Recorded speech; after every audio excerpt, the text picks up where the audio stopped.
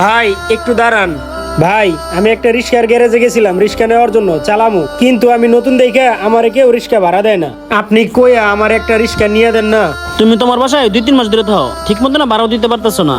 আচ্ছা ঠিক আছে, চলো দেখি তোমার একটা রিক্সা বাউ করে দিতে পারি কিনা। ঠিক আছে চলেন।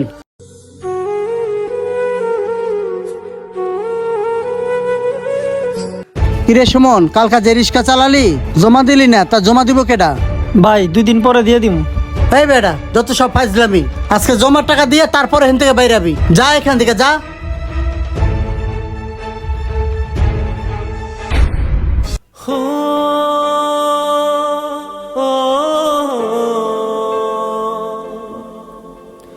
আসসালামু আলাইকুম ভাই। ওয়ালাইকুম সালাম। ভাই বসেন।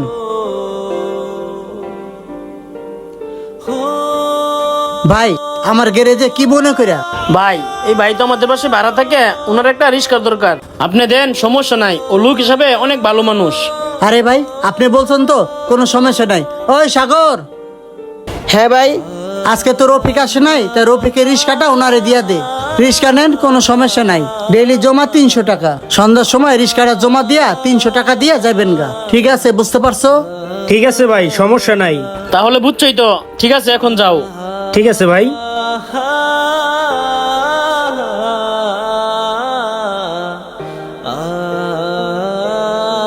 নেন ভাই, এটা আজকে থেকে আপনি রিক্সা। ঠিক আছে ভাই, সমস্যা নাই। তাহলে ভাই সাবধানে চালায়েন গাড়ি।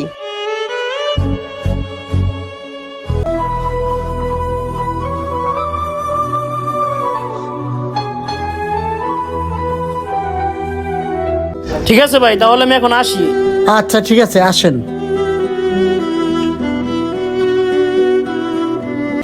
দোস্ত, এমনি তার চলন যেতেছে না, সামনে কুরবানি ঈদ, এমন ভাবে চললে হইব, কিছু ধান্দাবাতি করতে হইব না?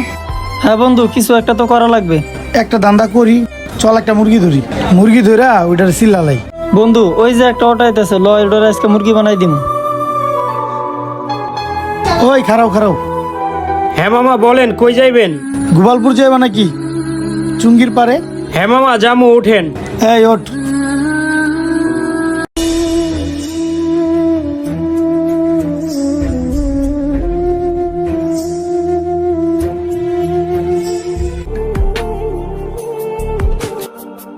এই মামা সামনে খারাও। এই সামনে সাইড করে রাখো।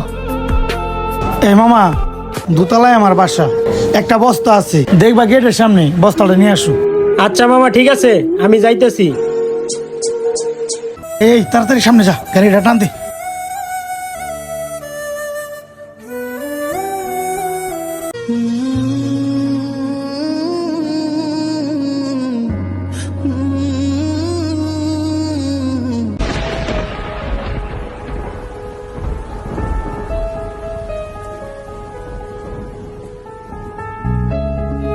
কি ব্যাপার, আমার গাড়ি কই আর লোক দুটাই কই?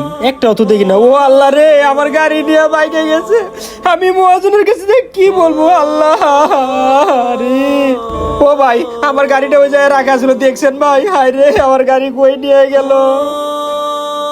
আল্লাহ রে, আজকে গাড়িটা নিয়ে প্রথম বাইরে এলাম, আমার গাড়িটা ছুড়ে নিয়ে গেল। আমি এখন কি করবো জায়গা?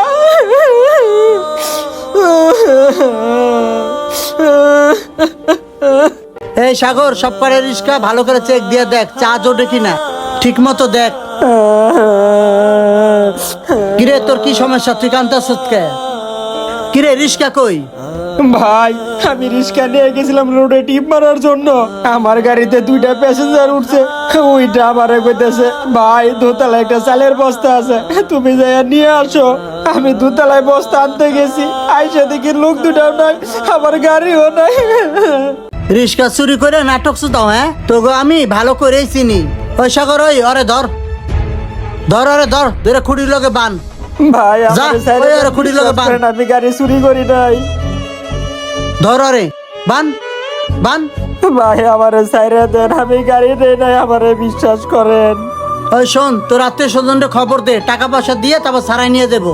ভাই বিশ্বাস করেন, আমি গাড়ি চুরি করি নাই, আপনারা আমার একটু বিশ্বাস করেন, আমি গাড়ি চুরি করি নাই।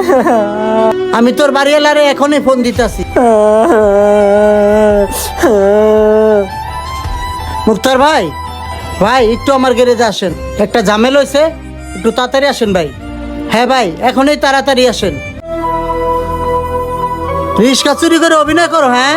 ও ভাই আমারে বাইরে না ভাই, ব্যথা পাইতেছি ভাই, আমার চাইরে দেন ভাই, আমারে বাইরে না ভাই, ভাই আমারে বাইরে না।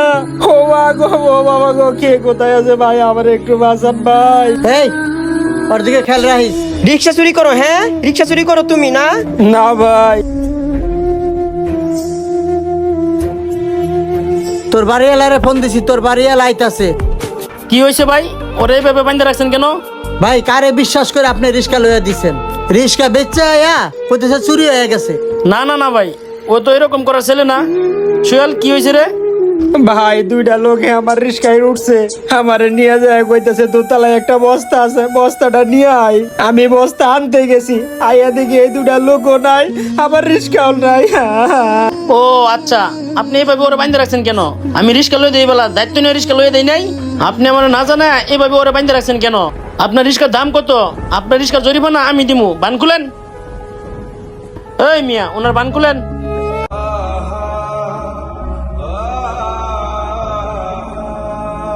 আমাদের মতো গরিব মানুষ যখন সর্বশান্ত হয়ে এসে কোনো মালিকদের কাছে অসহায়ের মতো কেঁদে কেঁদে বলে, মালিকরা কখনো বিশ্বাস করে না, কারণ তারা শুধু চিনে টাকা। আমাদের মতো গরিবদের সত্য কথার কোনো মূল্য নেই তাদের কাছে। আর সবচেয়ে বড় কথা, আমরা গরিব হতে পারি কিন্তু চোর নই। আর এরকম দয়াবান মানুষ যদি প্রতিটা সমাজে থাকে, তাহলে গরিব দুঃখী অসহায় মানুষ সেই সমাজে সুন্দরভাবে বসবাস করতে পারবে। আপনারা আমাদের ভিডিওটি দেখে কে কি বুঝলেন? যদি আমাদের ভিডিওটি আপনাদের ভালো লেগে থাকে, অবশ্যই লাইক কমেন্ট শেয়ার করতে ভুলবেন না। আর সবচেয়ে বড় কথা, আমাদের ভিডিওটি আপনারা কে কোন জেলা থেকে দেখছেন অবশ্যই কমেন্টের মাধ্যমে জানিয়ে দেবেন। সম্পূর্ণ ভিডিওটি দেখার জন্য আপনাদেরকে অসংখ্য ধন্যবাদ।